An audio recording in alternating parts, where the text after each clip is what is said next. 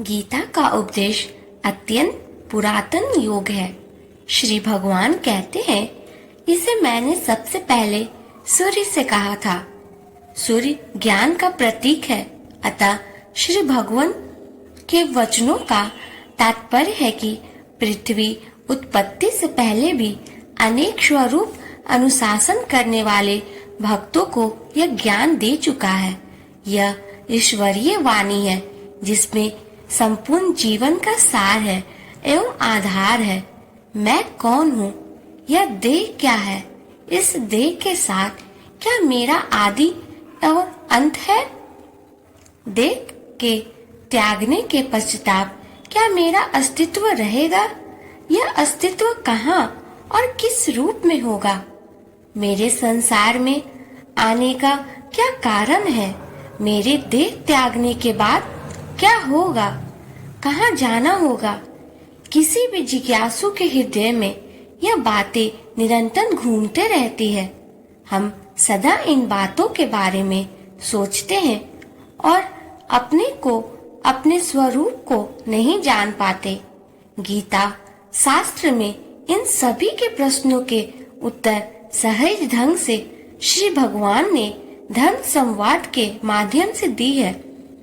यह देह को जिसमें 36 तत्व जीवात्मा की उपस्थिति के कारण जुड़कर कार्य करते हैं। क्षेत्र कहाँ है और जीवात्मा इस क्षेत्र में निवास करता है, वही इस देह का स्वामी है। परंतु तीसरा पुरुष भी है। जब वह प्रकट होता है, अधिदेव अर्थात 36 तत्वों वाले इस देह को और जीवात्मा का नाश कर डालता है। यही उत्तम पुरुष ही परम स्थिति है और परम सत्य है। यदि देह में स्थित और देह त्याग कर जाते हुए जीव आत्मा की गति का यथार्थ वैज्ञानिक एवं तर्कसंगत वर्णन गीता शास्त्र में हुआ है। जीव आत्मा नित्य और आत्मा को जीव भाव की प्राप्ति हुई है। शरीर के मर जाने का जीवात्मा अपने कर्मानुसार विभिन्न योनियों में विवरण है।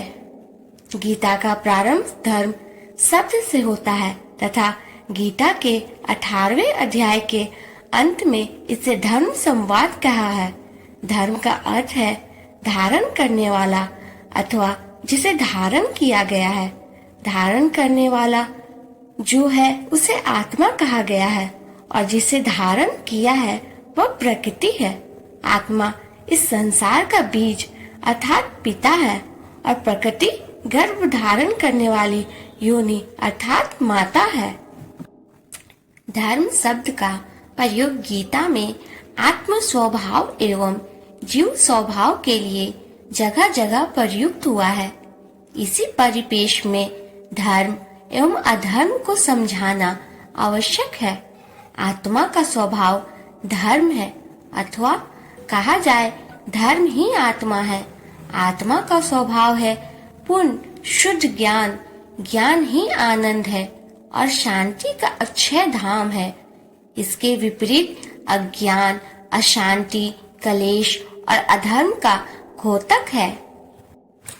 आत्मा अक्षय ज्ञान का स्रोत है। ज्ञान शक्ति की विभिन्न मात्रा से क्रिया शक्ति का उदय होता है। प्रकृति का जन्म होता है। प्रकृति के गुण सत्व रज तम का जन्म होता है। सत्व रज की अधिकता धर्म को जन्म देती है। तम रज की अधिकता होने पर आसुरी वृत्तियां प्रबल होती हैं और धर्म की स्थापना अर्थात गुणों के स्वभाव को स्थापित करने के लिए सतोगुण की विधि के लिए अविनाशी ब्राह्मी स्थिति को प्राप्त आत्मा अपने संकल्प से देह धारण कर अवतार ग्रहण करती है। संपूर्ण गीता शास्त्र का निचोड़ है। बुद्धि को हमेशा सूक्ष्म करते हुए महाबुद्धि आत्मा में लाएं।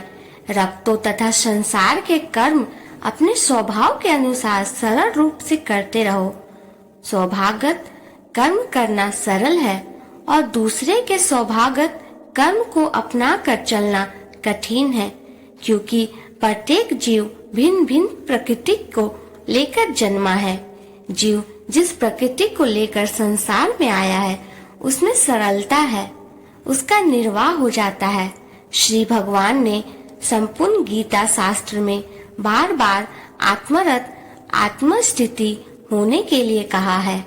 स्वाभाविक कर्म करते हुए बुद्धि का अनाचक होना सरल है, अतः इसे ही निश्चय कर्म मार्ग माना है।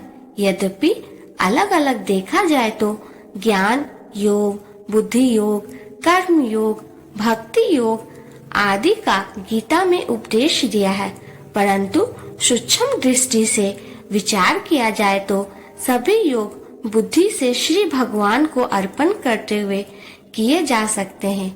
इससे अनाशक योग, निष्काम कर्म योग स्वतः सिद्ध हो जाता है।